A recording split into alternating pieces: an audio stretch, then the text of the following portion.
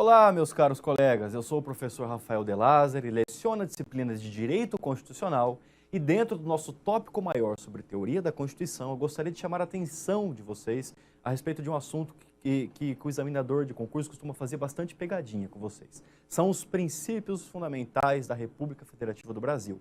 Os princípios fundamentais previstos entre os artigos 1º a 4º da nossa Constituição Federal. Na nossa aula de hoje, nós vamos estudar os artigos 1º a 3º da Constituição. Artigos 1º a 3º, vamos logo para a leitura dos dispositivos constitucionais. Vamos lá. Artigo 1º da Constituição.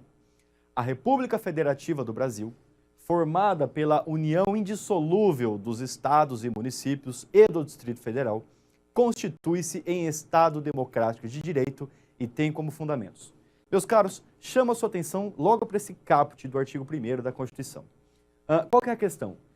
Quando nós estudamos o preâmbulo da Constituição, a gente já viu que o Supremo Tribunal Federal adota a chamada tese da irrelevância jurídica, a tese da irrelevância normativa do preâmbulo. Quando nós estudamos o preâmbulo, a gente vê que ele fornece o DNA, ele fornece o código genético, ele fornece a autoconsciência do poder constituinte, isto é, aquilo que moveu o poder constituinte quando da elaboração de uma nova lei fundamental a um Estado, quando da elaboração de uma nova Constituição. Por sua vez, quando nós estudamos os princípios fundamentais da República Federativa do Brasil, nós estamos falando das premissas embasadoras de todo o ordenamento constitucional. A grande maioria das coisas que são trabalhadas entre os artigos 1º e 4º da Constituição são depois melhor desenvolvidas por todo o bojo, por todo o texto constitucional. Veja bem, nos artigos 1º a 4º, nós estamos falando em alicerce, nós estamos falando em estrutura. Digamos assim, é a base sobre a qual todo o ordenamento constitucional democrático vai se erguer. A primeira informação que nós temos, vejam bem, a República Federativa do Brasil. Essa é a primeira informação que nós temos. Nós adotamos como modelo o chamado federalismo. Nós somos uma república federativa, formada pela União, os estados, o município e o Distrito Federal. Vamos lá, territórios não fazem parte da nossa estrutura federativa. Os territórios estão atrelados à União. Uma segunda informação, nós somos um federalismo por segregação, ou ainda um federalismo por desagregação. Meus caros, muito cuidado com isso, muito cuidado. Eu já vi cair em concursos, já vi despencar em concurso fazendo pegadinha com o candidato. Porque se fala o seguinte, ó, República Federativa do Brasil é formada pela união indissolúvel. União indissolúvel. Então, a pessoa que às vezes não está muito ligada vai pensar o seguinte, olha, se nós somos uma união indissolúvel, nós somos um federalismo por agregação. E é errado essa relação que você faz. O fato de nós sermos uma união indissolúvel não significa que nós sejamos um federalismo por agregação. Compete, portanto, fazer essa diferenciação.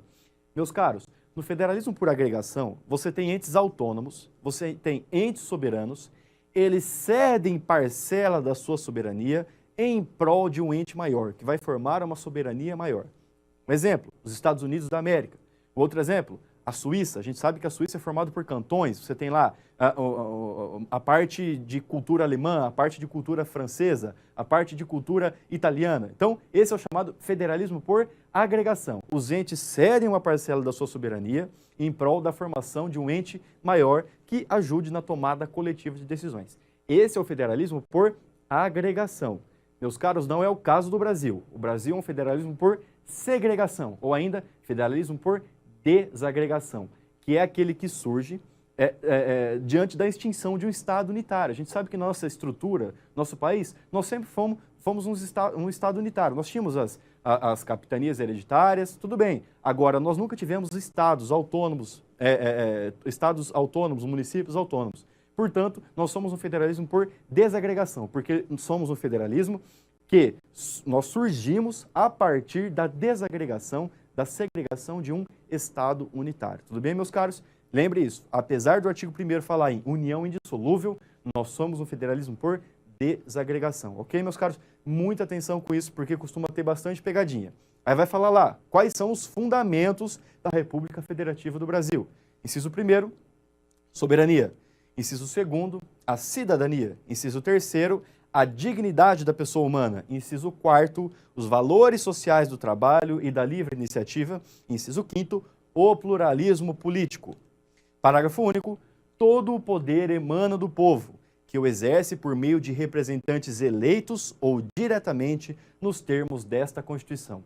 Meus caros, este parágrafo único do artigo 1º traz mais uma informação para a gente. Traz duas espécies de democracia. A primeira é a democracia indireta, a democracia representativa, isto é, nós elegemos parlamentares, nós elegemos nossos representantes nas casas legislativas, nas casas executivas Brasil afora, no âmbito dos estados, no âmbito da União, no âmbito dos municípios, no âmbito do Distrito Federal, tudo bem? Então eu falo o seguinte, olha só, todo o poder emana do povo. Meus caros, essa é a primeira informação. O titular do poder, o titular da nossa Constituição, o titular do regime democrático é o povo. Agora, como é que o povo vai exercer o seu poder? Por meio de representantes eleitos, isto é, democracia semidireta, uma democracia representativa, nós escolhemos os nossos representantes, ou ainda diretamente nos termos desta Constituição. Quando nós falamos de democracia direta, utilizamos a expressão diretamente, nós estamos falando de democracia direta, ou ainda democracia participativa. É aquela situação em que o próprio povo vai exercer a sua parcela de poder, vai exercer a sua parcela de democracia. Grandes exemplos são plebiscito, referendo e iniciativa popular, previsto lá no artigo 14 da nossa Constituição. Mecanismo de soberania popular, plebiscito, referendo e iniciativa popular. O povo diretamente, e não por meio de representantes eleitos, vai demonstrar como quer nortear as suas atividades, vai demonstrar como quer decidir. Tudo bem, meus caros? Essa é a verdade. A informação que nós temos do artigo 1º, parágrafo único da Constituição. Vamos para a leitura do artigo 2º. Vamos lá. São poderes da União, independentes e harmônicos entre si. O Executivo, o Legislativo, o Executivo e o Judiciário. Meus caros, nesse artigo 2º nós temos mais algumas informações. Primeiro, nós adotamos a chamada tripartição de funções ou tripartição de poderes, tudo bem? Nós temos o poder executivo, o poder legislativo e o poder judiciário. O que é interessante na leitura desse artigo 2º? As duas adjetivações aos poderes da República, eles são independentes e são harmônicos entre si. Meus caros, estou querendo dizer o seguinte, o poder executivo é livre para tomar as suas decisões. O poder legislativo é livre para tomar as suas decisões. O poder judiciário é livre para tomar as suas decisões. Quando nós estamos falando isso, nós estamos falando capacidade de se auto-organizar, capacidade de definir os seus gastos, capacidade de definir como serão contratados os seus funcionários, tudo bem? Esta é a organização dos poderes, essa é a liberdade que os poderes têm.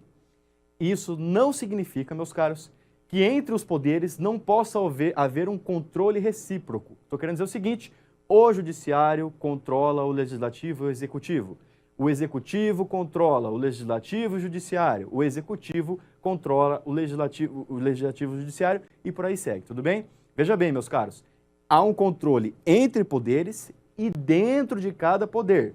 Veja bem, da mesma maneira, veja só, da mesma maneira que o judiciário pode controlar o poder executivo e o legislativo, o judiciário necessita ter mecanismos de controle interno. Veja bem, o controle deve ser interno, no caso do judiciário ele é exercido como grande exemplo pelo Conselho Nacional de Justiça, mas esse controle também pode ser externo, o judiciário controlando os outros poderes, sendo fiscalizado pelos outros poderes, aliás, e fiscalizando os outros poderes. Isso nada mais é, meus caros, que a chamada teoria dos freios e contrapesos, a ideia de checks and balances, ok? Os poderes são independentes, os poderes são harmônicos, eles têm capacidade auto-organizacional, até aí tudo bem.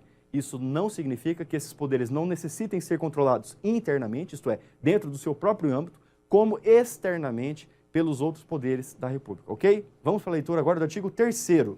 Constituem objetivos fundamentais da República Federativa do Brasil. Inciso 1º, construir uma sociedade livre, justa e solidária. Número 2, garantir o desenvolvimento nacional. 3, erradicar a pobreza e a marginalização e reduzir as desigualdades sociais e regionais. Número 4, promover o bem de todos, sem preconceitos de origem, raça, sexo, cor, idade e quaisquer outras formas de discriminação. Meus caros, antes de nós irmos para a pergunta, para a grande questão, eu vou falar de que maneira costuma cair em concurso esses artigos 1º e 3º da Constituição. Eu acabei de falar para vocês, o artigo 1º traz os chamados fundamentos da República Federativa do Brasil. Veja bem, o artigo 1º traz os fundamentos da República Federativa do Brasil. O artigo 3º, por sua vez, traz os chamados objetivos fundamentais da República Federativa do Brasil. Eu não preciso nem dizer para vocês o que o examinador do concurso costuma fazer. O examinador costuma, deixa eu voltar aqui no slide para vocês verem. O examinador costuma pegar estas hipóteses de objetivos fundamentais e colocar como sendo fundamentos, isto é, aquelas hipóteses previstas no artigo 1º, e costuma fazer o inverso. Costuma pegar as hipóteses de fundamentos da República Federativa do Brasil e colocar como sendo exemplos de objetivos fundamentais. Meus caros, duas dicas para você evitar errar esse concurso. Além de uma boa leitura, obviamente, dos dois dispositivos, isso é óbvio, tem duas dicas para vocês. Primeiro, a diferença entre fundamentos e objetivos fundamentais. Os fundamentos, meus caros, são questões presentes. A nossa Constituição, ela deve ter questões presentes, questões que nós devemos nos preocupar em respeitar desde já, desde o advento da Constituição Federal. Quando eu falo, por exemplo, em dignidade da pessoa humana, eu não posso resguardar, eu não posso condicionar a dignidade da pessoa humana a um evento futuro. É fundamento, isto é aquilo que embasa desde já o nosso ordenamento constitucional.